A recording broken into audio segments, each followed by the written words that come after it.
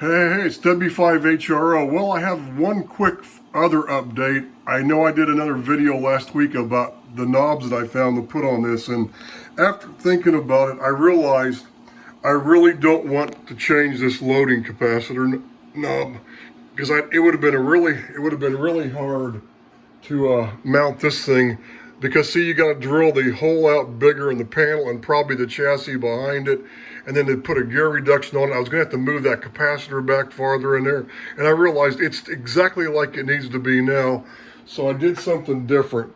I found these two guys on eBay. This is an old one, turns counter thing. I've got the parts over here in a bowl, but I found two of them identical, so I bought them, and I kind of robbed Peter, and Paul to build Mary, and I restored this one. And I've got one of my Raytheon spinner knobs on it that looks just like this guy. It's the same knob, Raytheon spinner knob. And I went, this is a better shape, because what I originally bought was, I originally had this guy. This is what I was gonna do, but this thing is kind of cheesy and I don't like the physical shape of it. And the gears on it are plastic, and I could have put the Raytheon knob on this, but I looked on the front panel and it just didn't, the shape just wasn't right. It's too tall and too skinny for the cosmetics and the way this thing's gonna arrange on the panel. So I decided to go ahead and do this, and I've completely restored this one. I took the turns counter out of this other one, and then I sprayed this thing with black wrinkle finish paint yesterday. I just restored the whole thing. I took it all apart, and this thing works like gangbusters now. So what I'm gonna do is, I'm gonna leave the bottom knob alone, the loading knob, and I'm just gonna put this guy right here. And since I have a matching Raytheon knob anyway, this will be a better deal. And that way I won't have to touch that loading cap. And what I was gonna do on this other one here, this other one that I first won, this cheesy one that I bought, I was going to actually, couple this. This is a 6-to-1 reducer, and this will work great. What I'm going to do is I'll have to take another metal bracket separately that rises up from the chassis to mount this guy on. Then I'm going to couple this to this, and that'll give me at least a 6-to-1 gear reduction on the vacuum cap. And I've got 000 to 999, so I'll have more than enough turns.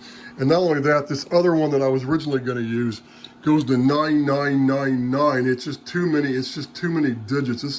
Look at the thing. You can't even. It's kind of a cheesy one. So I'm going to pull this coupler off of here after a while, and I'm going to mount it on this shaft, and then I'm going to couple that to this. Probably cut the hacksaw this off shorter. I think I replaced the shaft on this, and I think I made it a little bit too long. So I may have to take the shaft. It's easy. You just loosen the two Allen nuts there and pull the shaft out with the knob, and I can cut that off a little shorter if I have to, because I may have to, because it may move the loading capacitor back too far. But this other one I couldn't get apart, and I thought, even though I'd have to repaint it because it's not, the paint's worn off, but I was thinking that actually matches the the T368 exciter. That would look good on there too, but I think the black with the wrinkle finish will look better anyway. And this one I couldn't get apart. I've got to figure out a way. I got to knock that pin out of there to get that thing off the back of it. And I have the crank knob for it. This one was just too old, so I'm eventually going to do that. I'm going to restore this one and restore the old turns counter part that goes there, and I'll just save it for another project down the road. So that's what I'm going to do. That's the update on this. I finally figured out how I'm going to do this. And like I said last week, I thought I had it figured out, but I realized, and the only reason I was going to use these two over here is because I thought, well, I want them both to match, but putting this one on here with the matching Raytheon spinner knob is going to be fine. And this one's wider than that skinny one, that cheap one that I bought, and this will work great. So I finally figured out my solution on this once and for all. So when I get a chance, I'm going to pull this rack out of here, and I'm going to start figuring out a way to mount that vacuum cap. I got to build, like I said, I got to build a couple of, I got to cut out a couple thick aluminum plates that stand up off the chassis to mount the vacuum cap, and I'm going to have one for this 6-to-1 gear reducer. So, but this will help too. And then as I turn the spinner knob around, it'll actually reduce it down to where, because the torque on that vacuum cap is a little stiff. It's okay. I still can just directly couple it to this, but it'll be better if I have this. Then when I spin the knob around, it'll spin around a lot easier, and I'll have some gear reduction on there. So that'll work great. So that's one more update. I thought I had it last time, like I said, but I made one final design change decision, so now I'm going to do it this way instead.